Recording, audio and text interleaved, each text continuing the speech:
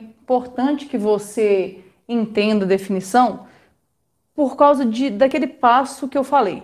A parte importante vai ser a gente pegar a parte teórica e tentar transpor para o plano cartesiano, que é onde eu preciso que vocês consigam entender como é que funciona, tá?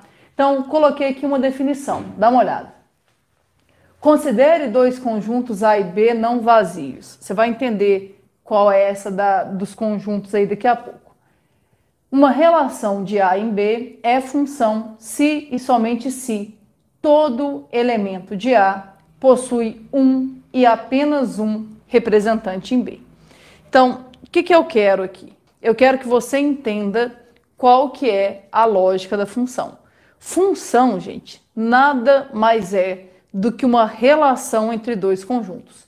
Só que não é uma relação qualquer, é uma relação que tem alguma coisa de especial e que, por ter alguma coisa especial, recebe o nome especial de função. E o que tem de especial está escrito aqui, ó. Para uma relação de A em B ser considerada função, todo elemento do conjunto A tem que ter um representante em B.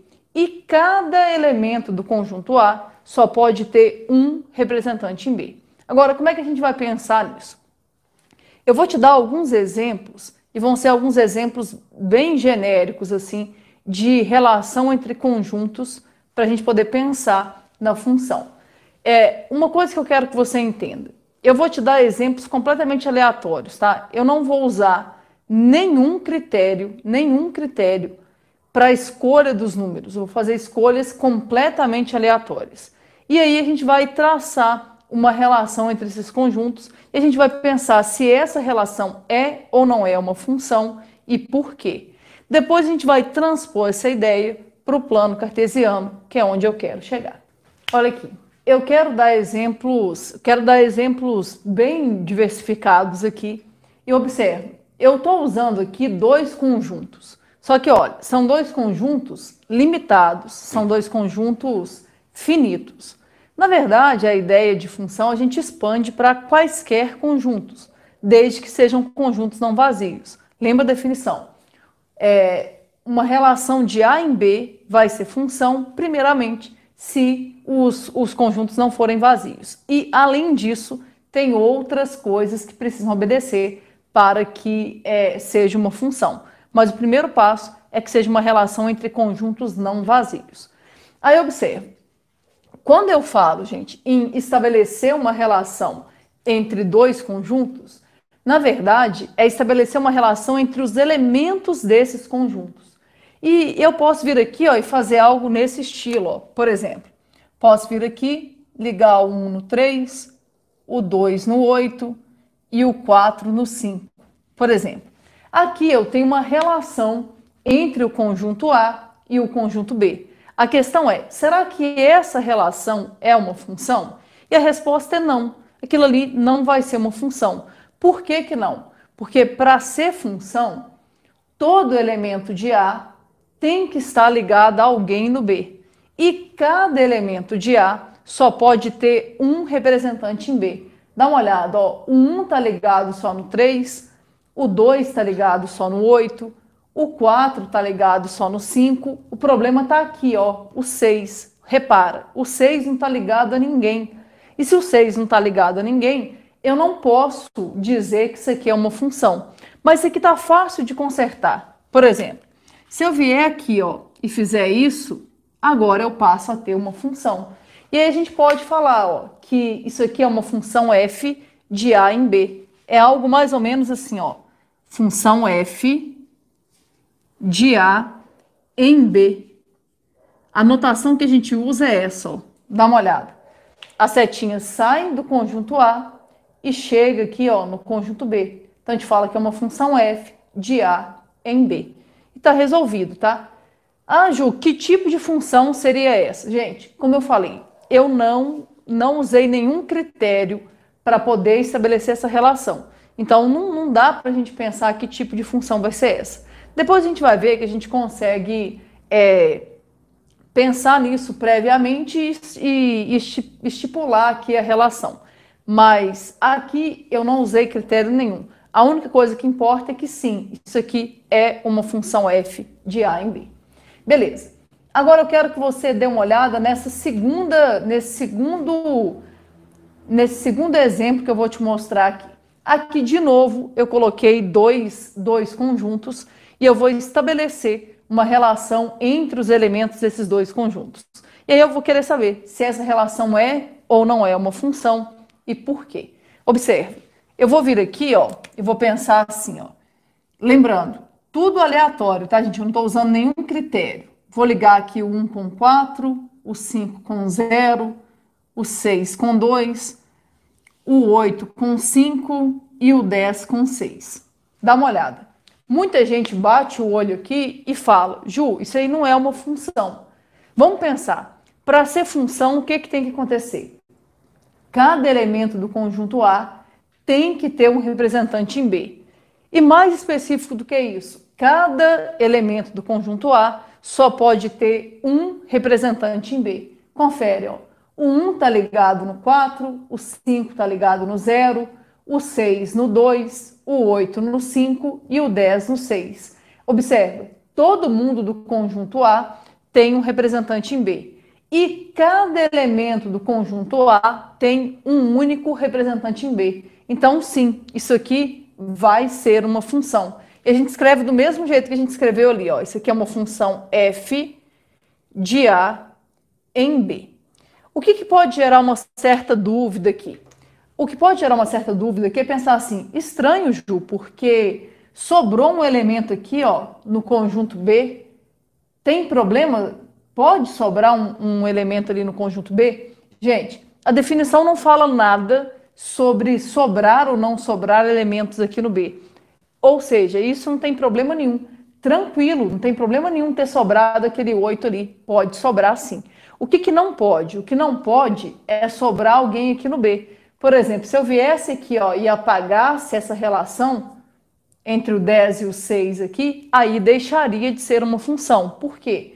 Porque nem todo mundo do conjunto A estaria ligado a alguém no conjunto B. Só que isso aqui, ó, tá lá. Eu apaguei só para dar um exemplo. Isso aqui é sim uma função f de A em B. Entende? Não tem problema nenhum sobrar elementos no conjunto B. O que não pode é sobrar no conjunto A. Aí eu sei que você deve estar pensando, tá, Ju, mas como é que isso aqui pode aparecer sim na prova? Ele pode me dar uma relação com diagramas e perguntar se é função ou não? Gente, poder pode. Eu acredito nisso? Não. Eu não acho que hoje em dia nenhum vestibular te cobraria isso com diagramas. Mas calma, a gente vai aprender a transpor essa ideia que está aqui para o plano cartesiano, que é onde eu quero chegar. Mas antes, vamos tentar aprofundar um pouquinho mais aqui. Então, já te mostrei dois exemplos que são função. Vou te mostrar outros exemplos aqui e a gente vai pensar se são ou não função e por quê. Vamos pensar nesse exemplo que eu coloquei ali. Ó. Tem aqui o conjunto A, tem aqui o conjunto B, e eu estabeleci uma relação entre os elementos desses dois conjuntos. O que eu quero saber? Eu quero saber se isso ali é ou não é uma função. Pensa aí para mim. Para ser função, todo elemento de A tem que ter um representante em B. Só que cada elemento de A só pode ter um representante em B. E você vai ver que isso aqui não vai ser uma função. Por que não? Ó? Todo elemento de A, de fato, está ligado a alguém aqui no conjunto B. Ok? Só que para ser função, cada elemento de A só pode ter um representante em B. O 1 está ligado só no 0. O 2 está ligado só no 3. Agora dá uma olhada aqui, ó. O 4 está ligado ao 5 e ao 7. Então é como se o 4 tivesse dois representantes no conjunto B. E isso não pode. Para ser uma função, cada elemento de A só pode ter um representante em B. Então isso aqui a gente fala que não é uma função f de A em B. Qual que é o problema ali? O problema é um mesmo elemento tendo duas imagens. Agora, imagine uma situação desse jeito, ó.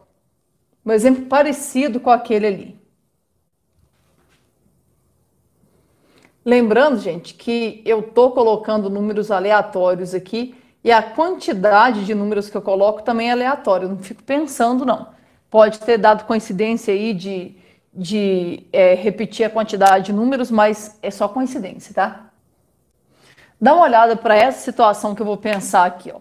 Eu vou ligar os elementos. Por exemplo, vou ligar aqui o 2 ao 3, vou ligar o 3 ao 4, vou ligar o 5 ao 2, o 7 ao 4 e o 9 ao 5. Esse exemplo que está aqui, gente, ele gera muita dúvida. Por quê? Porque muita gente fica pensando que não é uma função. Por que muita gente imagina que isso aqui não é uma função? Primeiro erro. O pessoal olha assim, não é função não, porque sobraram elementos nesse conjunto. Entende? Não tem problema algum sobrar elementos aqui nesse conjunto B. O que não pode é sobrar elementos no conjunto A. Daqui a pouco a gente vai dar nome para esses conjuntos e aí vai ficar mais fácil até para a gente se comunicar. Agora, imagina que a pessoa fala assim, não, beleza, eu lembro que não tem problema nenhum sobrar elementos ali no conjunto B, mas ainda assim eu acho que não é uma função por causa disso aqui, ó. Dá uma olhada. O 7 e o 3, o 7 e o 3 estão ligados ao mesmo elemento. A pessoa pensa, não pode. Cada elemento de A tem que ter um representante diferente no B. E isso é mentira. Cuidado, tá? A definição fala que, para ser função, todo elemento de A tem que ter um representante em B. E que cada elemento de A só pode ter um representante em B. Em momento algum, a definição fala sobre exclusividade. Como assim? Em nenhum momento a função fala que cada elemento aqui, ó, vai ter que ser um representante exclusivo de alguém que está no A. Não tem problema nenhum elementos diferentes terem o mesmo representante. O que não pode? O que não pode é um mesmo elemento ter dois representantes diferentes. Então aqui é uma função sim. A gente fala que isso aqui é uma função f de A em B. Isso, gente, vai ter consequências na hora que a gente for passar essa ideia para o plano cartesiano.